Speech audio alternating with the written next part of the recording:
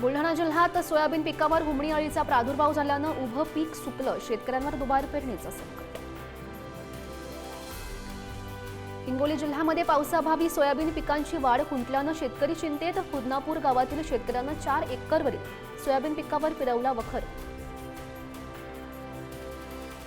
जालन्यात सोयाबीन पिकावर रोगांचा प्रादुर्भाव। पिंपळगाव रेणुकाई गावातील शेतकऱ्यांना 2 एकरवरील सोयाबीन पिकावर फिरवला रोटावेटर। राज्यामध्ये अवकाळी पावसामुळे 3 लाख हेक्टरहून अधिक क्षेत्रावरील पिकं बाधित। पीक नुकसानीचे पंचनामे पूर्ण झाल्याची माहिती।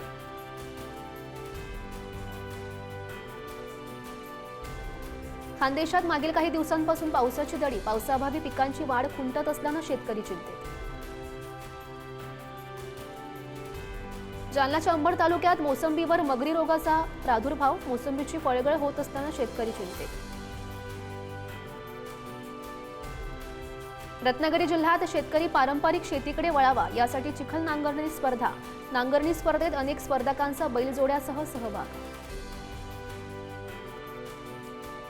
मावळ तालुक्यात कृषी अधिकाऱ्यांनी केली शेतात उतरून भात लागवड। तालुक्यात 4 सूत्री पद्धतीनं भात लागवड अंतिम टप्प्यात। जालना बाजारात वांग्याची आवक कमी असल्यानं दरामध्ये वाढ। सध्या वांग्याची 120 रुपये प्रति किलोनं विक्री। अवघ्या 4 दिवसांवर श्रावण महिना आला असतानाच घाऊक बाजारात भाज्यांचे दर कडाडले। पावसामुळे कोथिंबिरीचं नुकसान झाल्यानं कोथिंबिरीला कमी दर।